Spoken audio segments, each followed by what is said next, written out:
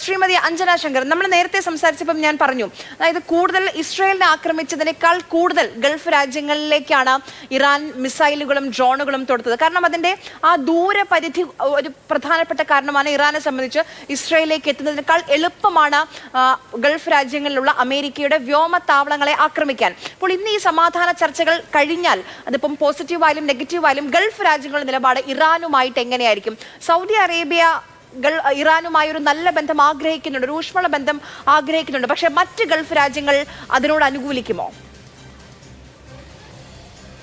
ഇറാനുമായിട്ടുള്ള ബന്ധം എങ്ങനെ രൂപപ്പെടുമെന്ന് ചോദിച്ചാൽ സൗദി അറേബ്യ മാത്രമല്ല, UAE വരെ, ഞാൻ നേരത്തെ പറഞ്ഞതുപോലെ യുദ്ധത്തിന് മുൻപ് തൊട്ട് തന്നെ വളരെ ഈ ഒരു റീജിയനിൽ ഏറ്റവും വിശ്വാസമില്ലാതെ അല്ലെങ്കിൽ ഒരു ഭീഷണിയായിട്ട് തന്നെയാണ് ഇറാനിനെ എന്നും മിക്ക ഗൾഫ് രാജ്യങ്ങളും കണ്ടിട്ടുള്ളത്, യുദ്ധത്തിനൊക്കെ വളരെ മുൻപ് തന്നെ. പക്ഷെ കഴിഞ്ഞ 2 വർഷങ്ങളിലാണ് ആ ഒരു ബന്ധം കുറച്ചുകൂടി ഊഷ്മളമായി മാറുന്നത്. പ്രത്യേകിച്ചും സൗദി അറേബ്യയുള്ള ഈ ചൈന ഇടപെട്ടുകൊണ്ടിട്ടുള്ള ഒരു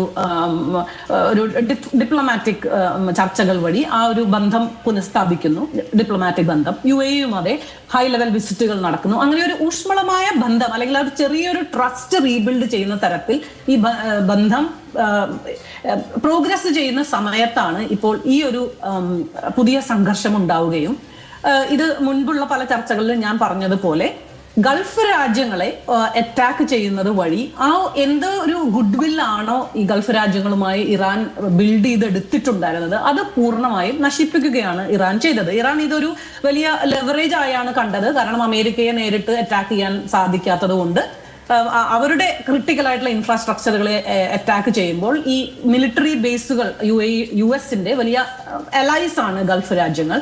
അവിടെയുള്ള മിലിറ്ററി ബേസുകൾക്ക് നേരെ ആക്രമണങ്ങൾ ഉണ്ടാകുന്നു. അത് പിന്നീട് എനർജി ഇൻഫ്രാസ്ട്രക്ചറുകൾക്ക് നേരെയുമായി വലിയ തോതിൽ ആക്രമണങ്ങൾ ഉണ്ടാകുന്നു. അപ്പോൾ ഈ ചർച്ച ഇപ്പോൾ ഈ നടക്കുമ്പോൾ ഇത് എത്രത്തോളം വിജയകരമാകുമെന്ന് നമുക്ക് ഇതിനകത്ത് വലിയ പ്രതീക്ഷകൾ വെച്ചിട്ടുള്ള ഒരു ചർച്ചയല്ല ഇത്. 2 കൂട്ടരും ഒരു 1979 ശേഷം ആദ്യമായി ഇങ്ങനെ ഒരു ഡയറക്റ്റ് ഡിപ്ലോമാറ്റിക് എൻകൗണ്ടർ അമേരിക്കയും ഇറാനും തമ്മിൽ ഉണ്ടാകുന്നു എന്നുള്ളത് തന്നെ it is A landmark event. അപ്പോൾ ഇവരെ ചർച്ചയ്ക്ക് ഇരിക്കാൻ കൊണ്ടുവരാൻ പാകിസ്ഥാന് സാധിച്ചു എന്നുള്ളതും ഈ ഒരു ടോക്സ് കണ്ടിന്യൂ ചെയ്യാൻ സാധിച്ചാൽ തന്നെ അതൊരു നമുക്കൊരു വിജയമായി തന്നെ കണക്കാക്കാൻ സാധിക്കും. ഈ പറയുന്ന വ്യത്യാസങ്ങളൊന്നും ഒരു 2 ദിവസത്തെ ചർച്ചയിൽ തീരുമെന്ന് ആരും പ്രതീക്ഷിക്കുന്നില്ല. കാരണം 40 വർഷങ്ങൾക്ക് കൂടുതൽ ആയിട്ടുള്ള വളരെ ഡിഫറെന്റ് ആയിട്ടുള്ള 2 ഐഡിയോളജീസ് തമ്മിലുള്ള ഈ നമ്മൾ പറയുന്ന ന്യൂക്ലിയർ എൻറിച്ച്മെന്റ് മുതൽ ഇറാനിന്റെ പ്രോക്സികൾ തമ്മിൽ അങ്ങനെ വളരെ അടിസ്ഥാനപരമായിട്ടുള്ള പല വ്യത്യാസങ്ങളാണ് ചർച്ച ചെയ്ത് തീർക്കാൻ 11 ദിവസമാണ് ഇനി ബാക്കിയുള്ളത്. കാരണം ഇപ്പോൾ 3 ദിവസം കഴിഞ്ഞിരിക്കുന്നു. ഇനി 11 ദിവസത്തിനകത്ത് ഇത്രയും വർഷത്തെ വ്യത്യാസങ്ങൾ ഒരു മേശയ്ക്ക് ചുറ്റുമിരുന്ന് സംസാരിച്ച് തീർക്കും എന്നുള്ള ഒരു പ്രതീക്ഷ ആരും തന്നെ വെക്കുന്നില്ല. പക്ഷെ ഗൾഫ് രാജ്യങ്ങളെ സംബന്ധിച്ചിടത്തോളം ഇതിൽ എനിക്കൊരു കാര്യം ഓർമ്മിപ്പിക്കാനുള്ളത്, ഗൾഫ് രാജ്യങ്ങൾ ഇപ്പോൾ ഇവിടെ ഈ ചർച്ചയിൽ പല ആളുകളും തന്നെ ഈ അമേരിക്കയുടെ ഹൈ ഹാൻഡഡ്നെസ്, അമേരിക്ക എങ്ങനെയാണ് ഇത് ഗൾഫ് രാജ്യങ്ങളെ വലിച്ച് യുദ്ധത്തിലേക്ക് ഇട്ടത്, അവരെ ഹോസ്റ്റേജ് ആയി വെക്കുന്നു എന്നൊക്കെയുള്ള നാം പല തരത്തിലുള്ള ഈ ഒരു വലിയ അമേരിക്കയോടുള്ള ഒരു ആങ്കർ ആൻഡ് ഫ്രസ്ട്രേഷൻ നമുക്ക് എല്ലാവരും പ്രകടിപ്പിച്ച് കാണാം.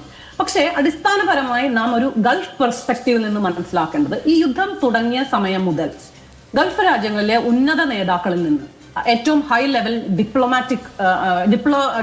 ഡിപ്ലോമാറ്റ്സിൽ നിന്ന്, അതുപോലെ തന്നെ ഏറ്റവും ഇൻഫ്ലുവൻഷ്യൽ ആയിട്ടുള്ള സോഷ്യൽ മീഡിയയിലുള്ള എമിറാത്തി വോയിസുകൾ, ഇവരെയെല്ലാം ഫോളോ ചെയ്യുമ്പോൾ നമുക്ക് വ്യക്തമായി മനസ്സിലാകുന്നത് മറ്റ് രാജ്യങ്ങളിലും അല്ലെങ്കിൽ നാം ഇപ്പൊ ചർച്ച ചെയ്യുമ്പോൾ അമേരിക്കയോടുള്ള വിദ്വേഷവും അമേരിക്ക ഇവരെ ആവശ്യമില്ലാത്തൊരു യുദ്ധം തുടങ്ങി വെച്ചു ചർച്ച നടക്കുമ്പോൾ എന്നൊക്കെ പറയുന്നുണ്ടെങ്കിലും ഗൾഫ് രാജ്യങ്ങളിൽ മിക്കവാറും അവരുടെ ദേഷ്യവും ഫ്രസ്ട്രേഷനും അറ്റ്ലീസ്റ്റ് പബ്ലിക്കലി അമേരിക്കയോടല്ല എന്നുള്ളത് വ്യക്തമാണ്. തങ്ങളെ ഈ ഒരു യുദ്ധത്തിലേക്ക് വലിച്ചിഴക്കപ്പെട്ടു എന്നുള്ള ഒരു സെന്റിമെന്റ്സ് അല്ല ഗൾഫ് രാജ്യങ്ങളിൽ. അവർക്ക് സുരക്ഷ നൽകാമെന്ന് പറഞ്ഞാണ് അവിടെ വ്യോമത്താവളങ്ങൾ, എയർബേസുകളൊക്കെ തുടങ്ങിയത്. പക്ഷെ ഇപ്പോൾ ആ വ്യോമത്താവളങ്ങൾ അവിടെ ഉണ്ടായതുകൊണ്ട് മാത്രം ആ ഗൾഫ് നാടുകളെ യുദ്ധത്തിന്റെ ഭാഗമായി മാറുന്ന കാഴ്ചയാണ്. അതൊരു ചരിത്രവുമാണ്.